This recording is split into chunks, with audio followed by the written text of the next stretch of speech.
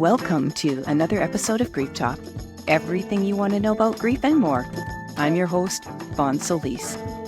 As an author, mentor, and bereaved mom since 2005, through guest interviews and coaching, here's where you'll always get great content that is inspiring and practical to help you heal after loss. Today's guest is Shari Otteman. With a master's in Divinity and Board Certified with Christian, professional, and pastoral counselors, Shari is a hospice chaplain, spiritual counselor, and community celebrant. Shari is passionate about spiritual health and helping her community thoughtfully interact with their own and their loved ones' mortality. Shari founded Aspen Roots Care and Counseling and provides both in-person and virtual counseling sessions and education on end-of-life planning, spiritual health, and more. Her biggest passion is assisting loved ones with planning a memorial service, writing a eulogy, and mourning their loss within their community. Okay, so welcome to the show, Shari. As I said to you just before we started, I have been so excited to talk to you, and I mean that with all my heart. Oh, I am so excited and flattered, Vaughn. I've really enjoyed getting to know you through your podcast lately. And I love anytime we can sort of air what's going on deep in our hearts and deep in our spirits and engage people in that conversation. It's a gift. So thank you for what you do. And thanks for letting me be here. And hello to all your listeners. Absolutely, Shari. So audience, one of the things that drew me to Shari as we connected on a networking site, I'll be quite honest about that, was the fact that, Shari, you are a chaplain. You're female, you're young, and I'm like, okay, I have got to talk to this woman. And we had a nice little chat on Zoom and connected instantly, and have lots and lots of shared thoughts. And we're going to be getting to that today, audience. And I just want to, for a quick recap, just remind the audience that you are, Shari, a healthcare chaplain, spiritual counselor, community celebrant. We're going to get into what all of that is as I invite you to just tell us a little bit more about what you're currently doing and basically how you serve your clients today. Yeah, absolutely. So I've been a healthcare chaplain for about 4 years and currently in the hospice field. So doing full-time hospice chaplaincy, about half the time with patients that are in a facility and half the time with patients that are in their own homes. Mm-hmm. So if you don't know, a healthcare chaplain is really just there to provide spiritual support, encouragement, be a liaison for community spiritual encouragers and supporters to patients and families going through difficult times in a healthcare setting, and obviously those that are going through end-of-life stressors in a hospice setting. So that is just, it's a career that I feel like was made for me, or better, I was made for that career. It's lovely. One of the things I started to realize, though, is that as fewer and fewer of us are going to church, there is sort of a lack in our communities of spiritual helpers. Mm-hmm. So I get to meet these people in hospice and healthcare when they are in the midst of sometimes the most horrible experience of their lives, or it's a real crisis situation. But if they aren't in crisis, how are these people in the community getting spiritual care and spiritual support? So last February, 2022, I opened my own business, Aspen Roots Care and Counseling. And really, I just try to provide that chaplaincy model of spiritual support to my community through counseling sessions, funeral memorial planning, free education and seminar events, sort of anything and everything I can think of to nurture our communities in a place that I think we really, really need it right now. Right. So my next crisis, I'm calling you. and when I say that, I mean, we don't have direction when something hits us for the first time and suddenly, or when something hits us. And I've had subsequent losses to losing my daughter in 2005. So for the audience that may not know, I was actually introduced to grief in 2005 when my daughter, Janaea, at age 22, took her life. So before that, and we're going to be talking a little bit about this today, Shari, before that, I had no knowledge of grief. I really didn't understand it, didn't think about it. I only thought about death in terms of very existential. And I had a spiritual practice, and at that point it had been for 23 years. And so, a lot of us in that spiritual practice, it's really great to sit there and ponder death and ongoing consciousness and so on when it hasn't been a reality for you. And when it has become a reality for you, it's still great to ponder all that. But for me, it took on a completely different meaning. Now I really wanted to know if there was an afterlife. Now I really, really wanted to know where my daughter was. Now I really wanted to know, how could I connect with her? Was it even possible? What did she feel in her last moments? Who met her? Who met her? Was she alone? Was she sad? Did all of her pain go away? So these are all sorts of questions that we may not think about by choice or because we're just not thinking about it when we're alive. So I just want to say hats off to you for working in this field, because it takes a very, very certain type of individual to have the care and compassion. And you don't always see that in the medical field. And you might want to speak to that a little bit as we go into your the next segment here, because I would like to get your thoughts on that. And this is not attacking the medical field. It was when I was training back in 2006 for personal support. It was a healthcare model where you were not allowed to show any compassion and empathy or explain your own lived experience. It was not a model for me, and I had to leave it. Can you speak to that a little bit? Even when you talk about opening up Aspen Roots Counseling, expand on that a little bit. What was missing for you that you are now providing through your own services? Oh, so much to unpack, Vaughn. I know. Wealth of experience and wisdom, and I just so enjoy it. So yeah, the healthcare model is trying to adapt. So previously we had this sort of parental figure was your doctor, and you did what they said, and you took their advice, and they were the expert, and you were the recipient, and that was your relationship, right? Mm-hmm.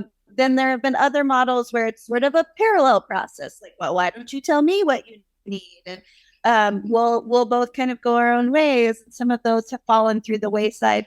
They are trying to move towards a more collaborative approach, right? And this is where you get you have to be your own advocate. You have to show up prepared for your doctor's appointments. And then their responsibility is, I have to actually listen and respond and not just be the expert, but be the other human in the room. So there are some healthcare providers that are naturally very gifted at this, who got into this field because they felt so drawn to helping people, because they were already empathic individuals.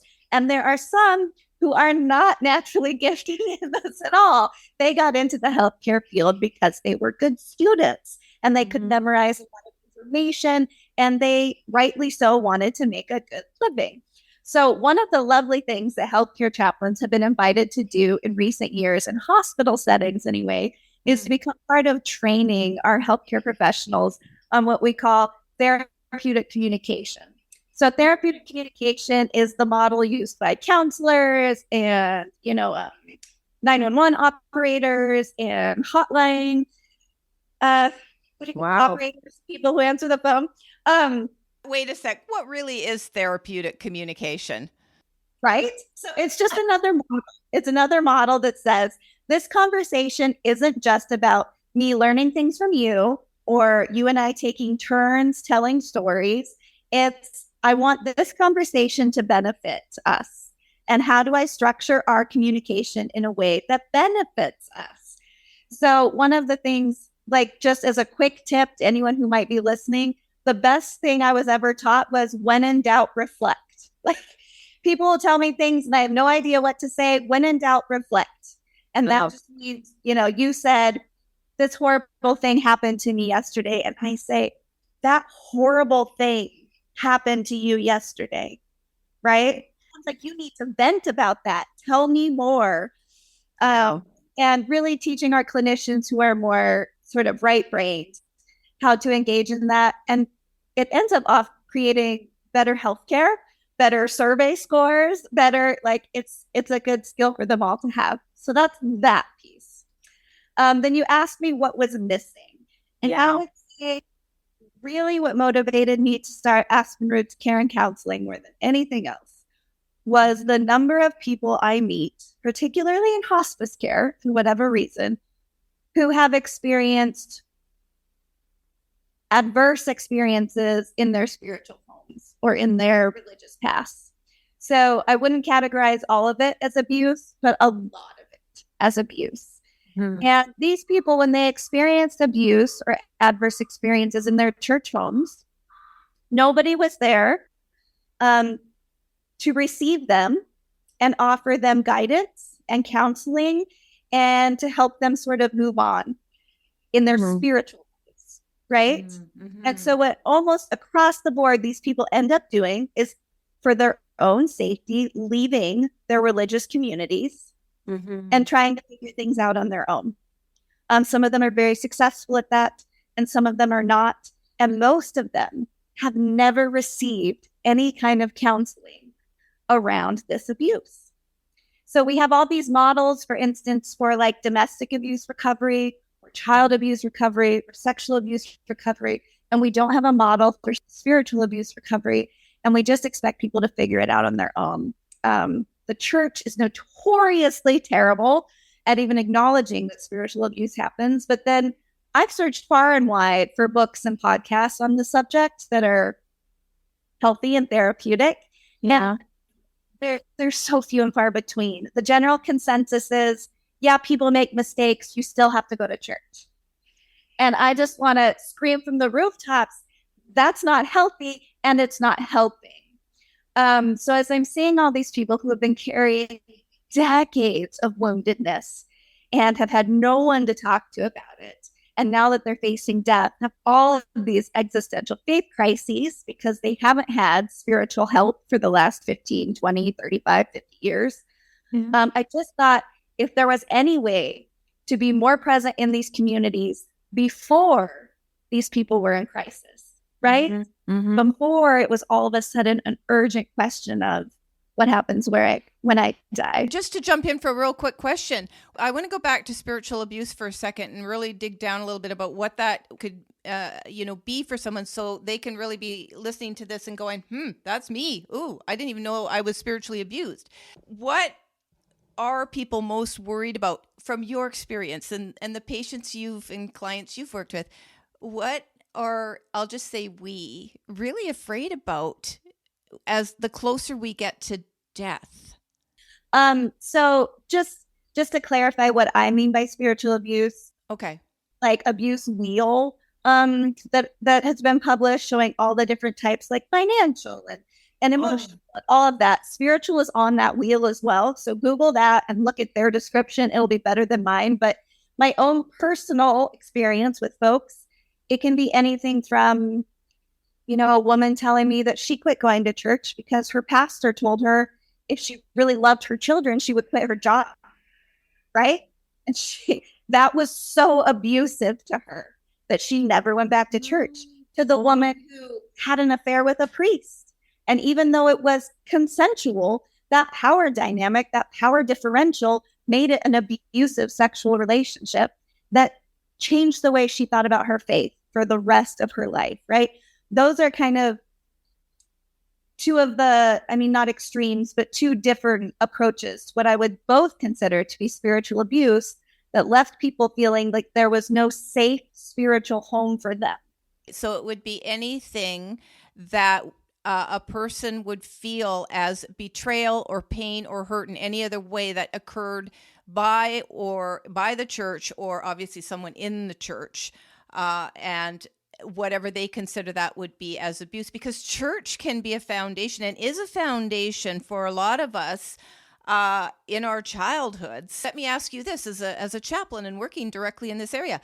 When people leave the church, and you were saying earlier that, there's been a decline in church attendance, do we feel guilty? Do people, or can most people, and I'm thinking here about people who have been raised in very, very traditional and staunch, like Catholic, Protestant, something very, very, it's so ingrained in the culture.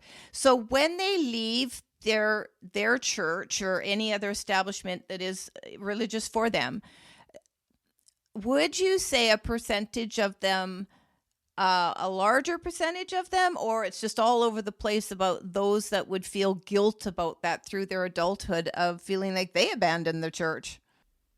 Yeah. Well, I mean, the joke among Catholics is that they always feel guilty, right? Oh, Yeah. Majority of my Catholics, but it's sort of tongue in cheek, right? Like, Okay. because what people are doing is they're protecting themselves. And how do you stay in a place of guilt and regret when you did what you had to do to protect yourself? I think what is the more pervasive negative fallout is that loss of a spiritual community and spiritual direction. yeah. That's what they are experiencing as this deficit in their lives. Mm-hmm. Some of them go on to try and find it in other places. I have the coolest patient right now who followed a guru for a while in Boulder and then went back to the Catholic Church for the music and then went back to some people really do go on a profound spiritual journey, but the vast majority of people, when they are spiritually abused, retreat into a protective mode, which makes perfect sense. But then they are left sort of, like I said, with that deficit of community and guidance. You know, you're speaking about something, number one, I have never talked about this subject with anyone before, but as you're talking, I'm thinking back. So my early 80s. So what I'm thinking about here is when we lose that direction. So if something happens in our family, so my father, just really as an example, was raised a Mennonite, for God's sake. And because he married my mother, who was this, in the best way I'm going to say, is crazy, free, liberal artist and musician. It was bound to fail, and ultimately it did fail years later. But, my dad, I don't think ever got over the roots of that Mennonite training and discipline. And although his parents, so I have memories of my grandparents who, they didn't listen to music, they didn't wear makeup, they didn't dance, there was basically just very stoic. I remember sitting in the living room watching this heated lamp turn around. It was a waterfall. And, I just have these memories of just oppression. I didn't know it at the time, but looking back, it would have been oppression. But anyway, so my dad tries to break the mold. And then us kids, of course, like, what? Like, he tries having us in Baptist church. And then we all leave the Baptist church. But the point I'm making, and I'm not alone in this, I'm pretty sure this happens with, lots of people. The point I'm making, based on what you just said, the model falls apart and we have no direction. So fast forward, here I am in my mid-20s, about to become a mom. By the grace of God, I found spirituality through Atlas Shrugged, the book Atlas Shrugged, actually. It expanded my brain, and from there, just started searching. And at the time, we're talking 1982, 1983, New Age was the catchword of the day. There were certain thought leaders and industry leaders in a more New Age, quote, spiritual approach. And obviously, this stuff has been around for generations. If you think back to 19th century poets, writers and artists and so on, always questioning the more. In a lot of spiritual practice, God or source is at the center of it. Some greater being that does, I don't want to say exercise, but certainly has a power over us. And I mean that in the nicest and gentlest way. And in the spiritual practice I adopted, and I did go to Unity Church for a number of years in my 20s and later on in my 40s, for a foundation, to show my children a foundation. And again, see the religious portion. But with Unity, while it relied on a traditional sort of model, if you will, of religion, Bible and stuff like that, it took it a step further. And then we would have expanded consciousness, spiritual thought, spiritual empowerment in that. In other words, we are a part of God. And you do have a choice, and you don't have to hand everything over to, it's just God's will, it's God's choice. There's a heaven, there's a hell. You have a place of empowerment within that religious model. So the point being is, so when we're searching, it's very difficult to know what you're searching for, right? Sure. Absolutely. I think in this day and age, we think about in all the times past where you inherited the religion and the beliefs of your tribe. That's the end, right? Maybe you met some traveler on a foreign road and you learned a little something, or you became a disciple to a different rabbi, or to to the Buddha, but pretty much like wherever you were, that's what you believed. And that's no longer true for the last maybe 100 years. And so we have all these options, right? We can get on Google and we can, oh my gosh, the Baha'i faith is growing like crazy. That's super interesting to me. We have all the faiths of all the history. That's super interesting to me. So what I encourage people who are in some sort of spiritual recovery to do in order to not be bombarded by the problem of choice, right? Too many choices, not to be stressed out by that, is to ask themselves exactly that question. What is it that I want? What is it that I feel like I'm missing? And I don't think I could overestimate how important community is when we're on a spiritual journey. A lot of what we're feeling is spiritual loneliness. So community is the big one, which means geography does still matter sometimes. And the second one is just a recognition that who I am is okay, right? To me, that's such a huge part of what spirituality is, that not just my lifestyle or the life circumstances I'm living in, but the person I am, the existence I am, the spirit that I am, that is okay and valid, that I deserve to take up space, that I am worthy of breathing the oxygen that sustains the planet, that the sun's rays were meant for me as much for the flowers in the field. That's, I think, what if you can narrow down what you're actually looking for in a spiritual journey, to sort of something in that realm and the community focus, I think you can find what you're looking for through whatever it is that really speaks to you. Some people feel the most valid and the most seen when they participate in community building, sort of charity work, right? Some people find their faith home in the soup kitchen or in the homeless shelter or in art or volunteering at the animal shelter. That's really validating. Some people really find it in sort of new and emerging gurus that are asking the hard questions, or the Baha'i faith that has this incredible, noble goal of improving the world. Like, let's stop acting like that's impossible and do it. So I just think, but you have to tell yourself what you're in it for, or it's really easy to get lost. Oh, yeah. And while you were talking about all the different ways that we can find our faith, basically our faith, expanded consciousness, spiritual practice, metaphysics, and all of that, Baha'i, Buddhist, doesn't matter. As long as, here's where I've arrived at in my mid-60s, as long as we don't lose ourself and in all the giving. Great. Go to the soup kitchen, go to the homeless shelter, go to the wherever, as long as you can learn to treat yourself with the same compassion and empathy you're giving to those you are serving. And this is what's missing. I've actually talked with some practitioners on my show, about those who volunteer and can't say no, doing a great disservice for themselves because they've lost themselves at the root of it, and are maybe trying to atone for, the problems in self-worth. So while you were talking, I was sitting here thinking about how many millions of people are struggling. And I'm thinking, I wonder if we're fear of condemnation. For those that have been really religious or are really religious, condemnation at that moment of our last breath. Something to think about, folks. We're not going to maybe talk a lot about that today, but because as you were talking about all the worth, and so poetically and beautifully put it, worth the air we breathe, worth the sun, worth the flowers, worth the birds, worth all the beauty that we can see in this life.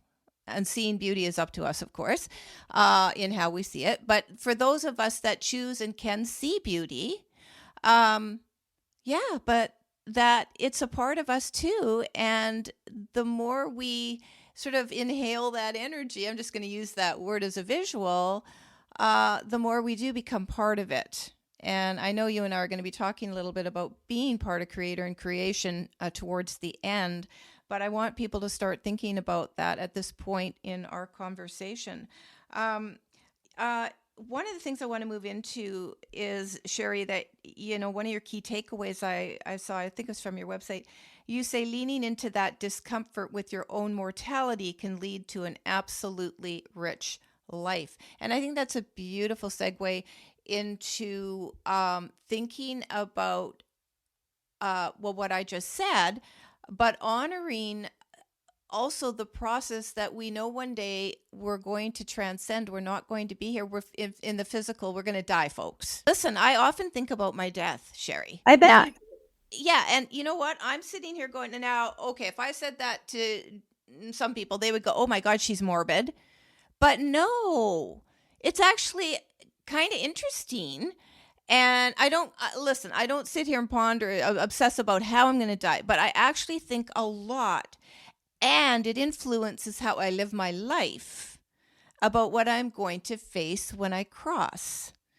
And I have an added benefit because I've had my daughter visit me, since she passed 18 years ago. And in the first several years, she visited me regularly and showed me an awful lot about what it was like in the afterlife. And I am not alone in having a loved one die and have visits from them where they show us what, quote, I'll call it heaven, afterlife, the beyond is like. I have every faith that it is what we want it to be, but at its most, I can't even think of the word I want for it, but at its most original form, pure. That's what my daughter taught me. And this white light that people talk about seeing for near-death experience, so I had the ability to see that in a past life regression. This was several years before my daughter died, and very rare to feel it. And how do I know it was that same white light? Because it was a white light we don't have on Earth, but it doesn't hurt your eyes. And I really felt like I was at the feet of God. I swear to God, the person was very, very experienced in doing past life regression, and he felt the energy change in the room, and everything just changed in the room. And it felt like minutes I was there, but it was probably only seconds. And it was so powerful. I was fully conscious, but I came out of that scene and it never left me. That's how powerful it was. It's never left me. So when my daughter actually died, I actually think that moment prepared me for her death 20 years later. I was just thinking, thank God you had that experience before. Yes, because it has grounded me and anchored me, and especially in the first years of grief, wondering where she was. And then when there, it was a peacefulness, but it's something you can't describe. You have to experience it. And I do believe it's probably very similar, if not the same, as what near-death experiences, people that go through near-death experiences describe as well. You can't really, and in fact, many of them, if you read books on near-death, you'll find a lot of them took years and years to tell anyone about it, their experience, because they thought it was just too crazy. And in some of them, it changed their lives so profoundly they didn't really want to be back on Earth, even back in their bodies, because that's how beautiful that feeling and experience is. So all I'm going to say is, in my experience, I just accepted it as an experience. But fast forward 20 years, and when my daughter died, I relied on that for years and years and years to comfort me. And then when she came to me, mostly in what people would call a dream astral visit, well, that was how she appeared, and there was no pain, and there was no, and it was just love, and it was just absolute love, and it was a world that I was still aware that there was a difference in our vibration and in our worlds, if you will, but it has caused me, influenced me, invited me is probably the right word. It has invited me to ponder passing for years. What I want to talk about is this discomfort, leaning into our discomfort to think about our mortality. What do you want to say about that? Now, I've set that up in the context from my experience, but as a chaplain and the work you do and your own beliefs, what do you think about death, and why should we contemplate our mortality? Right. Oh man, thank you for sharing. Yeah. And okay, I'm going to get back to that later. So, okay. It's important to remember that this is very cultural. and that your culture in Canada, my culture in the States, are even that's a little different. But the culture that each of us exist in now is not a permanent representation of the human experience, right? It is, we got to zoom out and be like, that's what that culture believes in this time and place. So I read this fantastic book, From Here to Eternity, Traveling the World to Find the Good Death by Caitlin Doty. So good. Cannot recommend it highly enough. But she goes into this a lot. She talks about, I can't remember the name, but the Indonesian culture that mummifies their dead and gets them back out for parades. And like, there are cultures all over the world that think about and plan for not just their passing, not just their afterlife, but how they will continue to interact with their descendants, right? So it is a uniquely Western 2023 experience that when you and I start telling people about how much time we think about our mortality, they go, ew. Or, you know, when I say, oh, I get to do another funeral this Friday, and my friends look at me like I'm insane, right? Yeah. How many funerals does that make, Shari, that you've done this year? And not enough. It's always my response because I love that work so much. But that is a uniquely cultural lens. There is nothing in the human experience that says we have to be hardwired biologically, physiologically, emotionally to resist contemplating our own mortality. So shed it, right? You don't have to be that way. You can. The Buddha says that the more you think about sort of the impermanence of life, the more richly you will be able to be in the moment. The Judeo-Christian scripture says, you know, teach us to number our days, O Lord, so that we might gain wisdom in our heart. Like, we have all sorts of spiritual leaders saying, pondering your mortality is good for you. And there are cultures all around the world that embrace this. Ours, I think, is the unhealthy one. So, and the ways that for me, I mean, I can't speak to how other people feel, but the ways for me that, you know, being a part of funerals every month has provided wisdom in my heart is that I have a much better practice of, this is my little mantra. This is my life right now. This is my life. So I've been in a string of like things breaking in my house. It's really annoying, but my dad comes down and he helps me fix my freezer. And we've got parts all over the kitchen. And instead of thinking, I can't wait for this to be over, I can't wait to get back to my regular life, I think right now, this is my life. You know, this moment where my dad and I are handing the screwdriver back and forth, this is my life. How precious is this moment with my father, who I'll only have for who knows how many more years, helping me fix my freezer. This is my life. Or, you know, that moment when you go in to wake up, I have teenagers, go in to wake up my kids for school in the morning, and they're sleeping with their soft little mouths still open and their eyelashes down on their face. And they look like tiny children for a second. And I think, this is my life, this beautiful, sacred moment. And I can pause instead of in my head being like, okay, we got to do this and this and this and get out the door and not be late and not be late.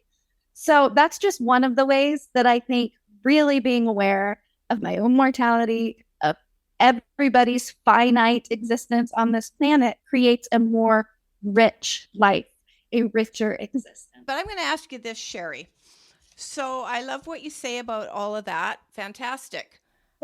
And I really mean that, and I respect that. It's very much like living in the moment, same kind of concept, gratitude, living in the moment, and so on. So using all those same examples, and then I asked you to contemplate your death, contemplate the passing and what you'll be leaving behind at any moment. Now, do you do that?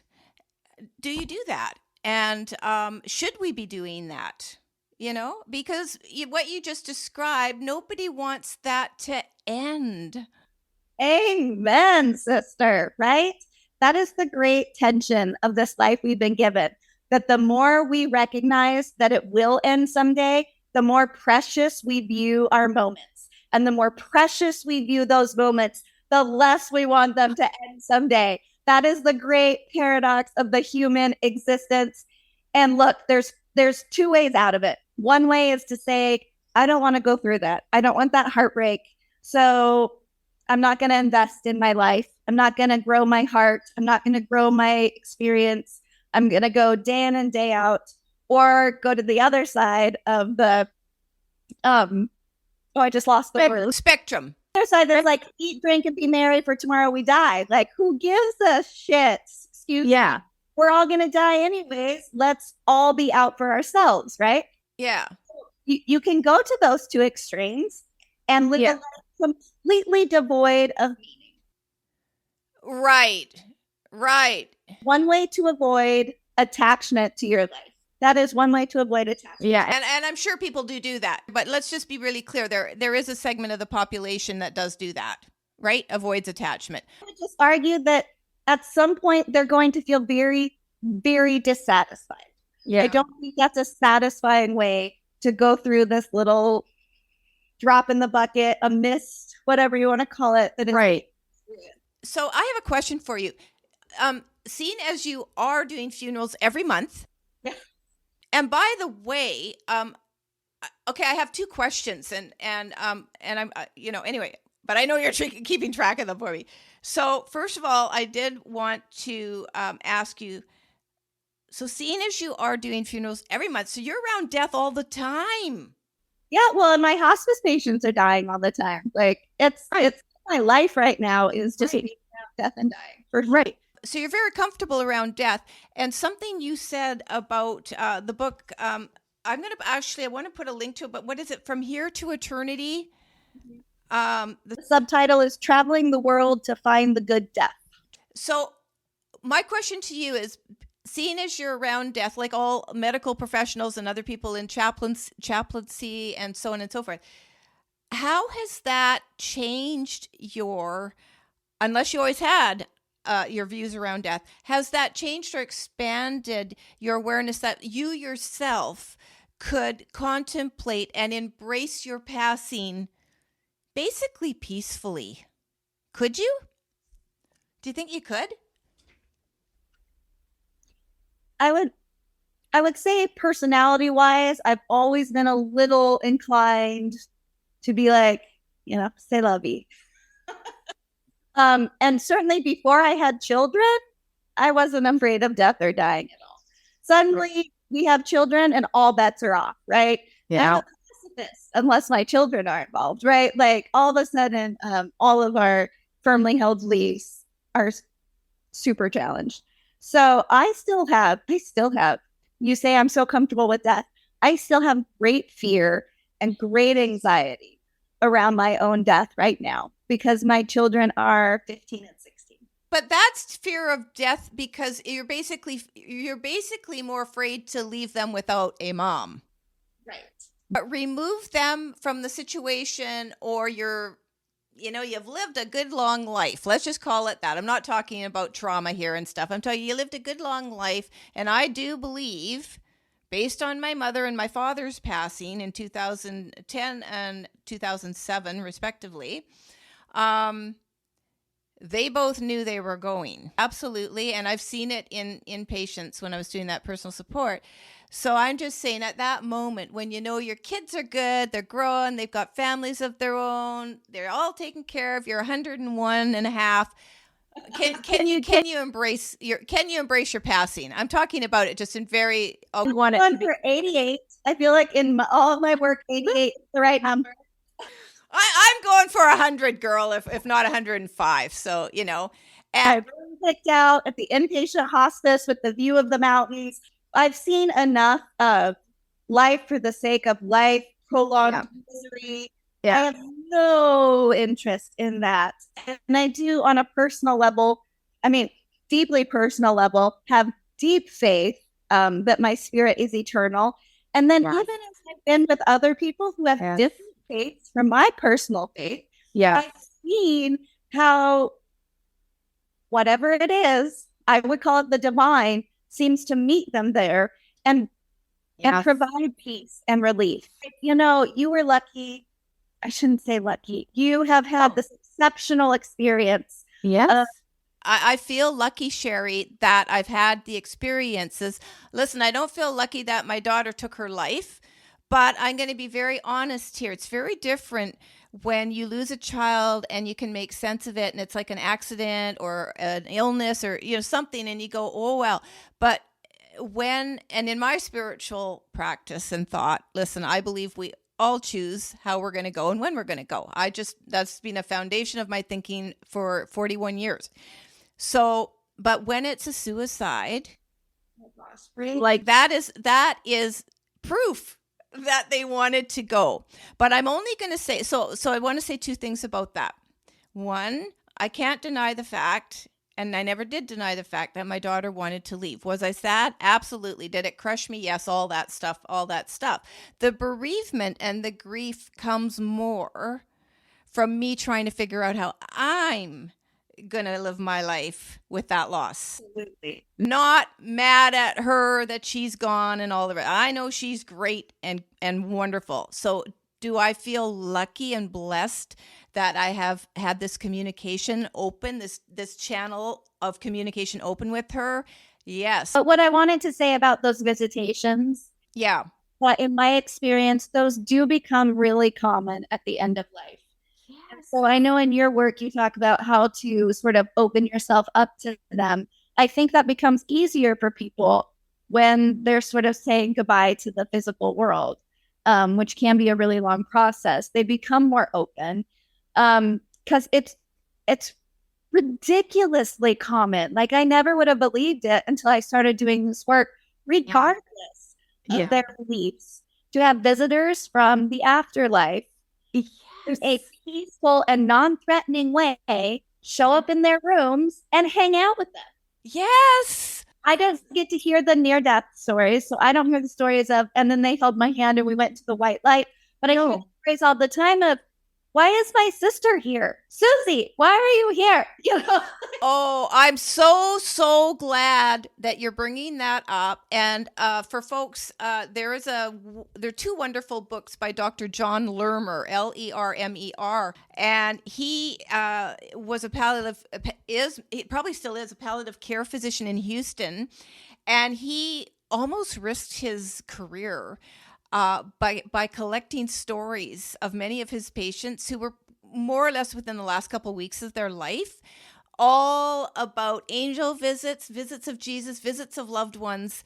And anyway, he's got two books, and I'll put a link to his site for anybody interested, because I found them so comforting. Because when we lose our loved ones, so turning to the survivors for a moment, when our person has actually gone, and particularly if it's a death out of the linear model that's expected, we do want to know where they are. And it is very comforting to know that there might be an afterlife, that they might actually still be in existence in some form. And so for people that don't believe it, for people that don't believe it, I always say when I have to, I'm not trying to convince anybody. You need to experience this and decide for yourself. But I also did some training with a world-renowned medium, James Van Praagh, for a week. And it was all about just doing mediumship. Very different than doing angel work, which I have also done for many, many years. And having my own daughter. It's opening yourself up to be a channel for our loved ones to come through. And in the case of being a medium, you're actually allowing or inviting the energy, if you will, of somebody else's loved one to come in. And I did that for a week. And you know what? I didn't like it. I was so good at it, but I didn't like it. And nobody came to me that was nasty or anything like that. But they do still carry, when they come through, an energy vibration that isn't quite as high as angels. And you can feel like who they were as people, everything. You feel everything about who they were. And then you describe that to, quote, the sitter, and they go, yep. So there's been a lot of debate over the years, are you just tapping into the memories of the sitter? Are you making this up? Are you this and that, the other? But never mind that. That's not what we're talking about. But what I am saying is, You can be a non-believer until something happens to make you a believer. And thank you, Shari, for saying you've seen it over and over and over again, where loved ones from the other side come and visit those that are getting ready to depart. And it happens, when they're towards the end with visions. It happens a lot in dreams. One of my favorite things to ask my patients is, what have you been dreaming about? And, it does worry to your listeners who probably aren't hospice patients, but who are going to know hospice patients. It worries friends and families when our loved ones say, things that sound like hallucinations. Yeah. What I always say to the friends and families are, is it comforting? Is it humorous? Is it, or is it scaring them? If it's scaring them, I will come in and we will do all the work we need to do, and we will pray in whatever way we need to pray to protect them, and we'll deal with it. But I don't think that's ever happened. I tell them I will, right? And we'll medicate them. We'll do all the things to make sure they're not scared. But typically families go, you know what? It's not distressing them. And so I tell people, you don't have to believe stories are true for them to be therapeutic. So you don't even have to believe that story is the actual reality to find it extremely comforting to everyone involved, right? Exactly. You have to buy into the fact that that's not a hallucination. That's a real angel visit. It doesn't matter if you believe it or not. It is comforting her, and we're going to let her be comforted. Those who are going to be present in those rooms, because I think it can be distressing for people who aren't experiencing it. We worry. Yeah. Oh, for sure. And so I'm going to, tip my hat in respect to people who are worried and are going to call it hallucinations and the medicine and this and that. That's fine. But ultimately, let's think about this for a moment, audience. Everybody's death is their own. And we cannot presume to know what they have experienced. And I say this because losing my daughter, then losing my dad, then losing my mom, and then there's been my daughter's best friend died, from a different circumstance, a health issue, and very, very, distressing. But I worried that my daughter, and I'm not alone in this, I worried that she suffered. Yeah. And that she was alone. And, and lots of people, Shari, and listen, I have read a lot of people die alone. They wait to see all their loved ones, and then they choose to pass alone, unless you have a loved one that never leaves the room. No, right? Some people definitely prefer it. Yeah. You'll have a loved one that's been there around the clock, and they go to the bathroom, and that's when they're patient. Because some people really prefer to do it privately. Yeah, carry on. So audience, that happens. So it's a very personal experience to die, to transition. And we really can't project our own fears and what we think it's going to be like on that individual who's ready to go, because our passing is going to be our passing. And, listen, I wasn't able to go in and look at my daughter, at the actual scene. Obviously, I couldn't do that. So a police officer came to me a few hours later and said, she'd worked with an awful lot of death and suicides. And she, said to me, your daughter looked so beautiful. Because, and I've said this once or twice before on the podcast, that funeral home, workers, I don't know what their official, wouldn't be the director, but, people that do embalming and things like that, told me that you can't change the expression of a deceased person. And both my mom and my daughter especially, actually looked like an angel, a sleeping angel. Because we did, when we did see her. Now, I'm not, again, for those that are going, oh my God, she's so morbid. No, I have a podcast called Grief Talk. And Shari and I are talking about death and grief as I talk with other guests about it. It's not fun to think about, but it comforted me. That's what I want to say. So if you're fortunate enough, and mom just looked like she was sleeping. And so if you're fortunate enough to have a loved one pass in peace and not agony, and I was fortunate enough to be with my husband's brother who passed 4 years ago, I think it was. Yeah, 4 years ago. And even though at the point of his passing, and it wasn't, I don't think, painful for him, but it was unexpected from a sepsis situation and shouldn't have occurred, but did occur. And we were able to say goodbye to him a couple days before he actually transitioned, and he wasn't speaking at that point, but it was almost an honor for me to just be able to stroke his forehead a little bit, give him a kiss on the forehead, and he knew we were there. 100%, he knew when we were there. And after he passed, a few days later, all the electronics in my car, we came down to the car, and everything, the horn was going, the lights were flashing, call the service, the BCAA, and they go, I have no idea what's wrong with your car. Right? Tow it to the thing, and the guys, like the mechanics, it stopped, and I don't know what's wrong with your car. So we're like, thank you, just a little sign. But that's a little aside. Yeah. When someone passes, I say, don't touch my car. Leave the car alone. Thank you. It is absolutely an honor to be present when somebody passes. We have a Japanese proverb hanging in our inpatient hospice facility that says, sunsets are no less beautiful than sunrises. And I think of that every time. It's not true that every death is easy. Like, I'm not going to lie to people and say that, but the best thing you can do when planning for or hoping for a peaceful death for yourself and for your loved ones is to talk about it and stop pretending it's never going to happen.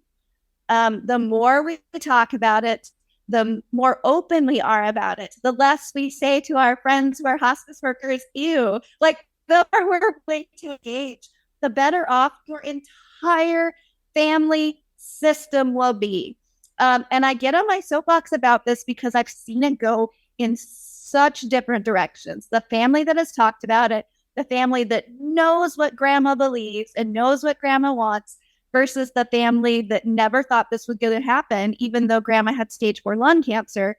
And the way families can just fracture when everyone is scrambling to try and figure out what's the best thing for grandma's final days and after, versus the family that can hold each other and love each other and give grandma the death that she wanted.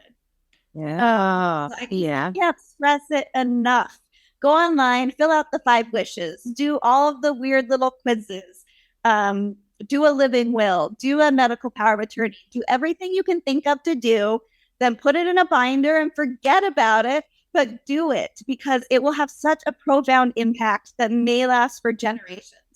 And yes, you can have a super peaceful death with hospice, or you can die in agony because you waited too long to seek treatment.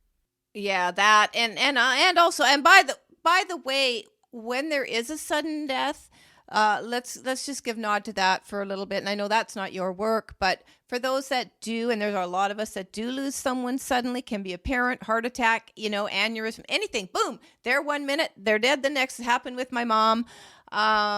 So, it's so important what you just said about talking. I did have to ask you, what is online 5 wishes? Is there a link to something that someone, like, they can go somewhere? I've never heard of that. What is it?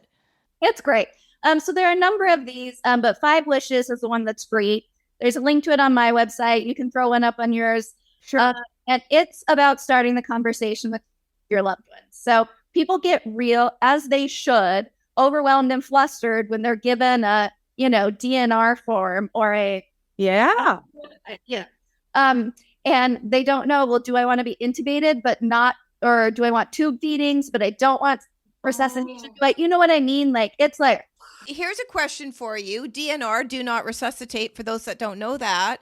When should we be thinking about that? And do they only ask you in the States to fill it out if you're in a medical emergency, or do you prepare one in advance? You should all be thinking about it now. Do it now.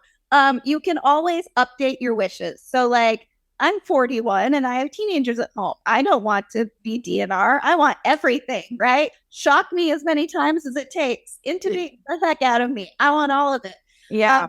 If I ever am in a situation where I've just had my 4th round of chemo and I'm done, then I can redo it. And I can redo those documents. But Okay. do it now because right now they need to know who and I don't know, this is just the States, but right now in the States, they need to know who my medical power of attorney is. Yeah. And I'm just unconscious for a few days. They need to know. They need to know, do I want to be kept on life support for 3 days, 7 days? Yeah. Definitely if I'm brain Yeah. dead. So yeah, it's never too soon. Never too soon. Yeah. And thank you for that. We're not going to discuss this anymore, but audience, I just want you to think about DNR right now, today. If anything happened to you where a DNR, meaning there is a chance that paramedics and physicians and so on, nurses can work on you to try do everything they can with the tools that they have, the equipment that they have to save your life. Do you want it? There's something thought-provoking for you for the day. We're getting to the top of the hour here, Shari, and I wanted to move quickly into, and I'm going to bring these two together. So I want to talk a little bit to you about disenfranchised grief, because you and I spoke about that a little bit when we were chatting on an earlier occasion. And I want to lead that into spiritual wholeness. The two kind of work together. But I want, and then we're going to end with your resources, but I want to just ask you if you could explain for others what disenfranchised grief means to you and in your experience and your professional capacity. And how one could sort of think about whether this has impacted them in their life. And then let's move into spiritual wholeness, because that would be part of the healing journey that you offer. Yes, of course. Thanks, Vaughn. So disenfranchised grief is any sort of grieving experience where, in addition to suffering a loss, you are suffering a type of estrangement from your community. So typically that comes in the form of shame and discomfort. So for you, Vaughn, losing a 20-year-old to suicide, that's the kind of story that makes the people around you, even those who love you, deeply uncomfortable. Yep. So where you might find the need to verbally process it, you will struggle to find people who are willing to spend that time with you and sit down. Yeah, for sure. And again, that's cultural. For years, women who have lost babies to miscarriages or to abortions have experienced disenfranchised grief because people were too uncomfortable to sit with them and let them process that.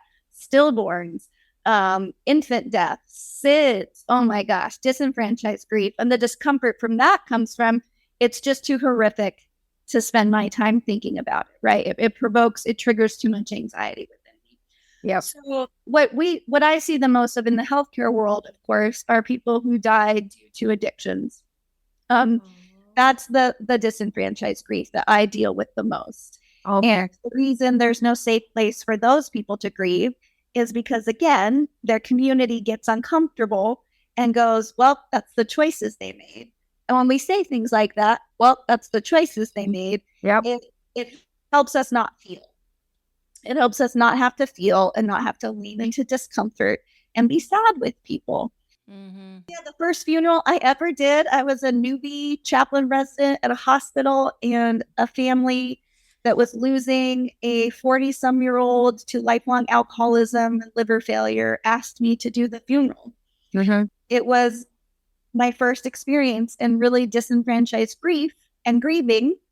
And this sweet family had such complex emotions, right? Mm-hmm. Such complex emotions. Mm-hmm. 3 boys. I think the youngest was 17. The oldest was 22. I mean, babies.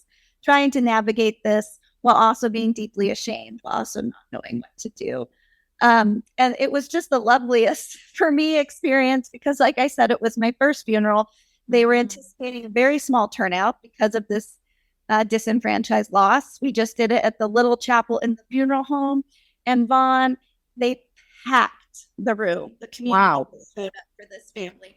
We had to open up standing room only. We had to open up the next room. I mean, it was just the loveliest form of a community recognizing, which is so important, that disenfranchised grief is real, recognizing that those people need you more than anyone else, and saying, no, we don't care that it's uncomfortable. We're going to show up. So that's my biggest spiel on disenfranchised grief, is when you catch yourself pulling back from something, as a community, as a church, as an individual, saying, oh, that is too traumatic. That's exactly when you need to lean in. Yes, because it's horrible being on the receiving. It's horrible being on the receiving end of that. And again, we're not talking about that today, but that is actually the reason that I went into the work I do. And I wrote my first book over 5 years, starting in 2006. And I documented what I was going through as I was going through it. So it was a very candid look at what my grief experience was. And then because it's my journey, and I was able to then, in the second part of that book, put in a spiritual, metaphysical healing, self-help healing practice that basically saved my life, but was channeled to me largely by the angels and again my daughter. So I wasn't sitting there going, now how did I heal myself? And I'm not healed.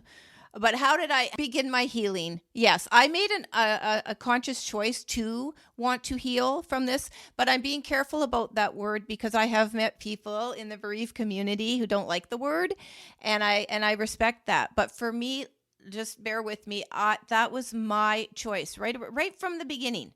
No, I can't stay suffering. So 18 years later, I'm still on the journey, and I have embraced it. And my biggest question for me, and audience, I love to share this with you, is that, am I ever going to fully heal? Which is, did I set the bar too high? And and since 2019, I published my third book in 2021, which also, that one was cathartic. The first one was not cathartic. My third one was cathartic. The middle one is just a self-help book for people. But I gave myself the grace and permission to let it be okay if I didn't reach the bar, or if I have to lower the bar. And that has freed me to go vocal and not go out into the world thinking that you have to be this whole person, perfect person without any problems to mentor or guide or counsel or help someone else through their journey. That is the most least authentic way to try and get into the work of helping others, in my view. But on that note, let's turn to spiritual wholeness before we close this out, Shari, and talk about what spiritual wholeness means to you in the work you do. And you and I really connected on this idea that, we're part of creation. We're part of our Creator, and why you believe that, and how people can think of that for themselves. Yes. So piggybacking on what you were saying about becoming fully healed, I love the image of being the walking wounded, or the wounded healer, that Henri Nouwen wrote about, because I think that's the pinnacle. When we are wounded healers, that's as healed as we're going to get on this earth. And it's a beautiful place to be, right? I think all the time, like, sometimes I wish I had more power. I wish I could heal people physically. I wish I could fix their broken hearts. I wish I could walk in and wave my magic wand. And yet I know that if I was that perfect and that powerful, I would be a horrible human being. Like, I don't have the capacity. Either that or God, right? Right. Yes. So I think the pinnacle is wounded healer. I think that's the best we can all strive for. So I do think you have to find within you whatever it is that gives you that sense of joy and awe.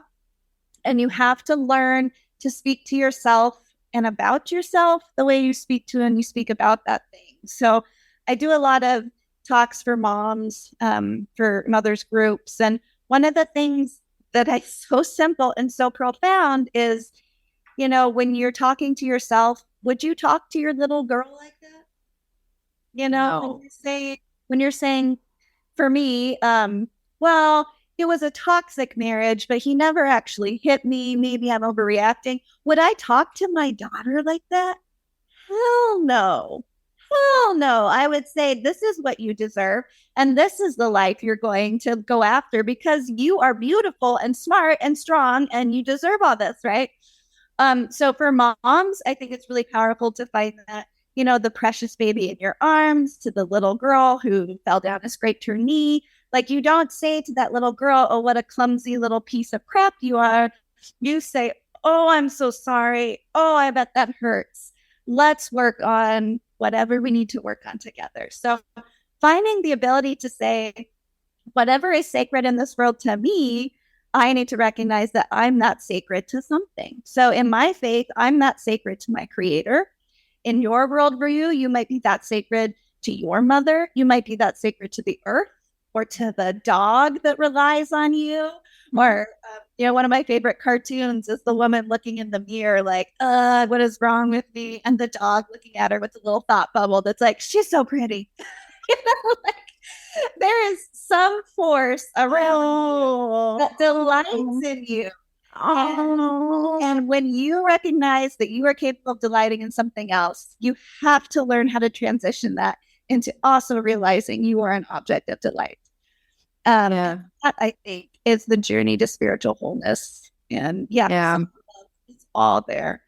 And I see this all the time, even if you don't have faith in it, I have faith in it. To anyone who might be listening, I have faith that you are an object of delight to the divine within you and outside of you, to the sunshine on your back. You are delightful. I love that. Find yourself, people. That's what's coming to me as a message. Find yourself, your true self. Shari, this has been inspiring, thought-provoking, informative, educational, and I can't thank you enough for being candid. You speak so eloquently, articulately. I appreciate that, and for you coming on my show, because you are a rare gem and a wealth of wisdom, and people will benefit from our talk that we've had today, our discussion, and your messages. I know you have a website, AspenRootsCC.com. And your socials. I see that you have provided Facebook links for me so that I can put both your website and your Facebook link in the description. Are you on any other socials, or that's where you're mostly hanging out these days? Not right now, but my phone number is on those too. That's a business line. You can call or text at any time.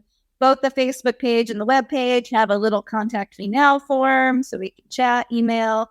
It is my sincere wish that everyone would find a little bit of encouragement from my work. So never hesitate to reach out to me. Oh, that's fantastic. And do you work with the, anybody can call you? Like, do you work over Zoom in that as well? Or is it's not geographic specific then to your area? I mean, the funerals I work typically are geographically centered.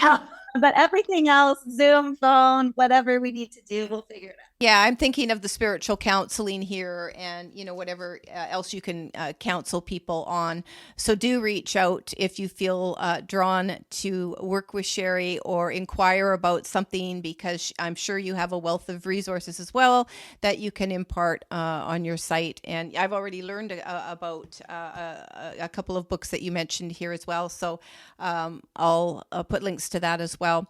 So thank you again, Shari, for coming on the show. It's been just great. Did I miss anything? Is there any last parting words that you want to say? We covered an awful lot. So yeah, it's been an honor and a pleasure, Vaughn. Thanks so much. I really appreciate the work you do and inviting me to have this conversation with you. It's precious.